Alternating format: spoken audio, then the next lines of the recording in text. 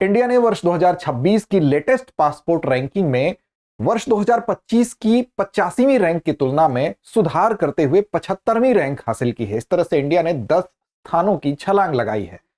अब एक तरफ ये रैंक में सुधार हमको दिखाई दे रहा है, लेकिन दूसरी तरफ हम बिना पूर्व वीजा के भारतीय पासपोर्ट धारक जो हैं वो जिन देशों में जा सकते हैं उनकी संख्या कम हुई है। वर्ष 2025 में हम 57 देशों में यात्रा कर सकते थे। भारतीय पासपोर्ट अगर हमारे पास है तो हम 57 देशों में जा सकते थे बिना पूर्व वीजा अनुमति के, लेकिन अब यह संख्या 56 हो गई है। तो ऐसे में ये एक विरोधाभास है। तो आज हम समझेंगे कि एक तरफ जहां देशों की संख्या घटी है, लेकिन हमारी रैंकिंग में 10 अंकों का स्थान हम ऊपर आ गए हैं, यानी कि सुधार कर ली है। तो ये आखिर कैसे हुआ है?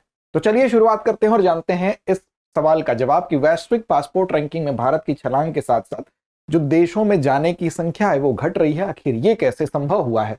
तो 2026 की वैश्विक जो रैंकिंग है उसमें 10 स्थान की छलांग है, 75वें स्थान पर अब हम पहुंच गए हैं। तो स्थान भी याद रखिएगा। लेटेस्ट जो हेनले पासपोर्ट इंडेक्स जारी किया गया है फरवरी में, जनवरी में हमारा स्थान सुधरा था थोड़ा, लेकिन हम तुलना कर रहे हैं जो पिछले वर्ष की रैंकिंग हमारी थी, यानी पिछले वर्ष की रैंकिंग हमारी कितनी थी? 85वीं रैंक थी। उसके बाद जनवरी में एक अपडेट आई थी, उसमें 80वें रैंक पर हम पहुंचे थे, लेकिन फिर से फरवरी में हम 75वें रैंक पर आ गए हैं। तो ये जो उछाल 10 अंकों का है वर्ष 2025 की तुलना में, जिसमें कि अब हम वीजा मुक्त गंतव्यों की संख्या जो पहले 57 थी अब उससे घटकर हालांकि 56 हुई है, फिर भी 10 अंकों का उछाल हुआ है। तो सवाल उठता है कि आखिर ये कैसे हुआ है? तो देखिए, सबसे पहले तो ये जान लेते हैं कि हेनले पासपोर्ट इंडेक्स है क्या। आप जानते हैं कि हेनले पासपोर्ट इंडेक्स बेसिकली एक लोकप्रिय वैश्विक रैंकिंग प्रदान करता है। किसको? हमारी जो भी पासपोर्ट धारक देश होते हैं, यानी भारत का पासपोर्ट अगर किसी के पास है तो इस पासपोर्ट की ताकत की माप करने वाला ये एक लोकप्रिय वैश्विक रैंकिंग है। यानी कि कितने देशों में आप बिना पूर्व वीजा के यात्रा कर सकते हैं। अमुक देश का अगर आपने पासपोर्ट लिया है तो वो देश कोई भी हो सकता है। अब रैंकिंग जो है Henley passport Henley and partners के द्वारा, जो कि 1997 में यूके बेस्ड एक एजेंसी है, ग्लोबल प्रोफेशनल सर्विसेज फर्म है, ये 1997 में स्टेब्लिश हुई थी और ये इंडेक्स के आंकड़े को कलेक्ट करती है। इंटरनेशनल एयर ट्रांसपोर्ट एसोसिएशन से प्राप्त जो आंकड़े होते हैं उसके अनुसार उन आंकड़ों का विश्लेषण करती है और उसी के आधार पर इसको जारी किया जाता है। अब देखिए, यहां पर इस इंडेक्स की अगर बात करें तो इंडेक्स हेनले एंड पार्टनर्स जो है उसके द्वारा प्रकाशित होता है और इसमें 199 पासपोर्टों को 227 वैश्विक गंतव्यों के आधार पर जो रैंक है वो डेटा IEATA जो आपको बताया गया अभी, या कि इंटरनेशनल एयर ट्रांसपोर्ट एसोसिएशन से प्राप्त जो आंकड़े होते हैं उसके आधार पर ये विश्लेषण करके रैंकिंग दी जाती है। अब जिन देशों में वीजा मुक्त, वीजा अराइवल या बिना पूर्व स्वीकृति वाला इलेक्ट्रॉनिक ट्रेवल ऑथराइजेशन मिलता है उसको अंक दिए जाते हैं। यानी कि ये कैटेगरी बनाई गई है, यानी वीजा मुक्त या वीजा ऑन अराइवल भी होगा। वीजा ऑन अराइवल का क्या होता है? यानी कि अगर किसी भी देश में आप जाते हैं तो वहां पर उसी समय उस देश के बंदरगाह पर, उस देश के एयरपोर्ट पर या जो भी सीमा चौकियां होती हैं वहां पर ही आपको तुरंत उस पर एक लेबल स्टिकर लगा के परमिशन दे दिया जाता है आपके डॉक्यूमेंट को देखकर। तो ये भी उस श्रेणी में माना जाता है कि आपको पहले से अनुमति लेने की जरूरत नहीं है, तत्काल उसी समय अनुमति आप ले रहे हैं। तो ऐसी जगह पर जहां पर पहले से अनुमति लेने की जरूरत नहीं होती है उसमें वीजा मुक्त, वीजा ऑन अराइवल भी आता है। बिना पूर्व स्वीकृति वाला जो भी डॉक्यूमेंट होगा वो आएगा। इसके आधार पर आपको इसमें अंक दिए जाते हैं। लेकिन ई वीजा जो होता है, ई वीजा के आधार पर आपको नहीं मिलेगा, क्योंकि ई वीजा में अगर पहले वेरिफिकेशन और फिर उसकी अनुमति के बाद क्लियरेंस मिलेगा तो उसकी गिनती इसमें नहीं होती है, यानी कि उसमें अंक नहीं दिए जाएंगे। तो इसके आधार पर यह रैंक प्रदान किया जाता है। अब सवाल उठता है कि इसमें भारत ने कुछ देशों को खो दिया है। कुछ देशों में हम जो यात्रा कर सकते थे अब वहां पर यात्रा, वीजा मुक्त यात्रा नहीं कर सकते। उनमें 2 देशों का नाम आप देख रहे होंगे, एक ईरान है, एक बोलीविया है। अब देखिए, पहले हम 57 देशों में वर्ष 2025 में जा सकते थे, यानी कि इन देशों में भारतीय पासपोर्ट धारक जो है वीजा मुक्त यात्रा जो है वो कर सकते थे बिना पूर्व वीजा के।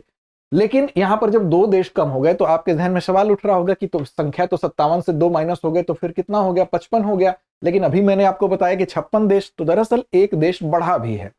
अब गैम्बिया उसमें ऐड हो गया है। तो इस तरह से हम अब भारतीय पासपोर्ट धारक 56 देशों की यात्रा कर सकते हैं। अब ये दोनों देश अलग हुए, जिसमें कि ईरान की बात करें तो नवंबर 2025 में जो सामान्य पासपोर्ट धारक हैं भारत के, उनको बिना वीजा मुक्त प्रवेश से निलंबित कर दिया था ईरान ने। इसके अलावा जो बोलीविया है, बोलीविया भी आप देख रहे हैं, बोलीविया ने वर्ष 2025 में जो भारतीय नागरिक थे उनको प्रस्थान से पूर्व जो स्वीकृति है, यानी कि वीजा ऑन अराइवल पहले मिलता था, यानी कि वीजा ऑन अराइवल भी इसमें शामिल था, वो पहले मिलता था इनके द्वारा, लेकिन 2026 में इन्होंने उसको बदल दिया और बदल के पूर्व स्वीकृत ई वीजा प्रणाली लागू कर दिया। ई वीजा प्रणाली में क्या होता है कि पहले आपको सारे डॉक्यूमेंट अपलोड करने होंगे, फिर उसका वेरिफिकेशन हो गया, फिर अनुमति मिलेगी, यानी कि पूर्व अनुमति की श्रेणी में वो आ गया। तो इस तरह से ईरान और बोलीविया दो उस जो कैटेगराइजेशन है या जो शर्तें हैं उस शर्त से बाहर हो गए, जिसमें कि पूर्व अनुमति की आवश्यकता नहीं पड़ती है, तभी इसमें अंक दिए जाते हैं इस इंडेक्स में। अब फरवरी 2026 में इसमें गैम्बिया जुड़ जाता है, तो एक देश ऐड भी हो जाता है, जिससे कि हमारा जो 2 नुकसान हुआ था देशों का वो एक की भरपाई हो जाती है। इसीलिए जो पहले 57 देश थे उसकी जगह अब 56 देश हो गए हैं। अब देखिए यहां पर सवाल उठता है कि देशों की संख्या जरूर घटी है, लेकिन देश की संख्या घटने के बावजूद हमारी रैंक कैसे सुधरी है, तो इस बात का जवाब ही इस एपिसोड को लाने का मूल मकसद था। देखिए रैंक कैसे सुधरी, इसके लिए 2025 में हमारी 57वीं रैंक थी। 57 देशों में जा सकते थे, रैंक नहीं थी, 57 देशों में हम जा सकते थे भारत का वीजा पासपोर्ट लेकर। इसी तरह से 2000 अगर हम बात करें 26 फरवरी के लेटेस्ट वर्जन की, तो इसमें 56 देशों में जा सकते हैं। लेकिन ये इंडेक्स बेसिकली होता किस नेचर का है, तो ये प्रतिस्पर्धी नेचर का होता है, यानी कि तुलनात्मक, कंपेयर किया जाता है कि इस इंडेक्स में बाकी जो देश हैं उनकी कंडीशन क्या हो रही है। जैसे आपने परसेंटेज और परसेंटाइल सुना होगा। परसेंटाइल वो होता है कि जो हम कितने लोगों से ऊपर हैं उसके आधार पर वो निकाला जाता है। इसमें जब हम कंपैरिजन करते हैं बाकी देशों से, तो भारत का कुल स्कोर भले ही इसमें थोड़ा सा घटा है, लेकिन अन्य देशों की स्थिति और ज्यादा कमजोर हुई है। इसके आधार पर भारत की जो वैश्विक स्थिति है, जो वैश्विक रैंकिंग है, वो सुधरी है।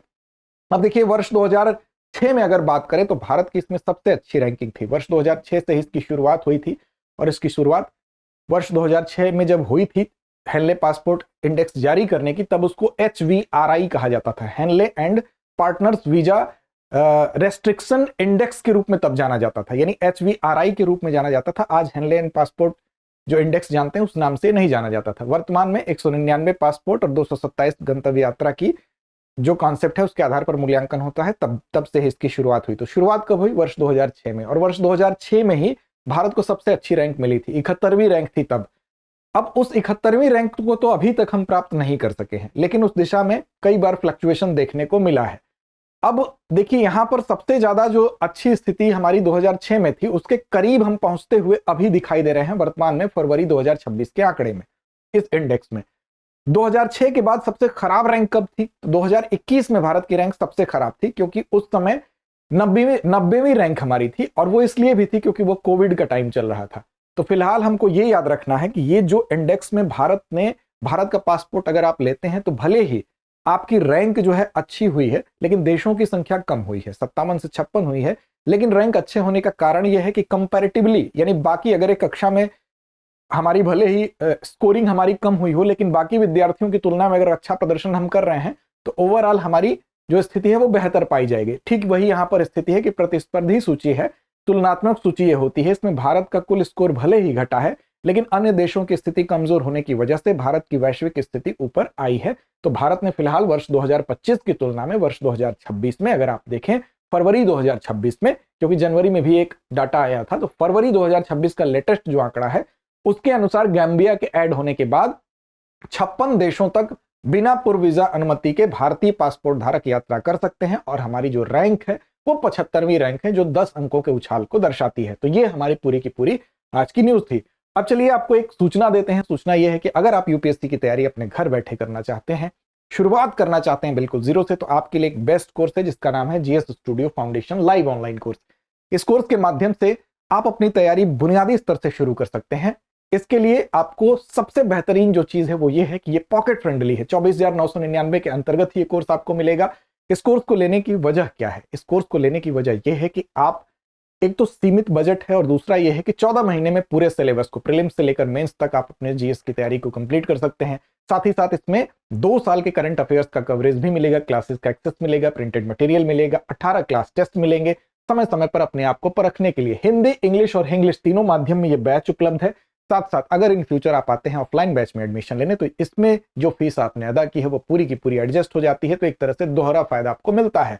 अब देखिए इस फीस में अतिरिक्त डिस्काउंट आप पाना चाहते हैं तो AMITABH अमिताभ कूपन कोड का इस्तेमाल करिए। दृष्टि लर्निंग ऐप को डाउनलोड करेंगे आप, वहां जब परचेज पे जाएंगे इस कूपन कोड का इस्तेमाल करने से आपको उस फीस में भी अतिरिक्त डिस्काउंट का लाभ मिलेगा। साथ साथ डिस्क्रिप्शन में लिंक भी आपको मिलेगी, वहां से भी आप डायरेक्ट जा सकते हैं। तो चलिए अब अभ्यास प्रश्न की तरफ चलते हैं और इसकी जिम्मेदारी हमेशा की तरह आप पर। 2025 में भारतीय पासपोर्ट धारकों को कितने वीजा मुक्त गंतव्यों तक पहुंच थी? विकल्प आपके सामने हैं, 55, 56, 57 या 60। तो इस प्रश्न का जवाब कमेंट बॉक्स में दीजिए। लड़ते रहिए, अपने लक्ष्य की ओर बढ़ते रहिए। चैनल को सब्सक्राइब नहीं किया तो कर लीजिए। साथ साथ टेलीग्राम पर आप हमको फॉलो कर सकते हैं, दृष्टि IAS यूट्यूब नाम से हम वहां भी उपलब्ध हैं। अब एग्जाम की तैयारी को और बेहतर करने के लिए हमारे चैनल को लाइक, शेयर और सब्सक्राइब करना ना भूलें।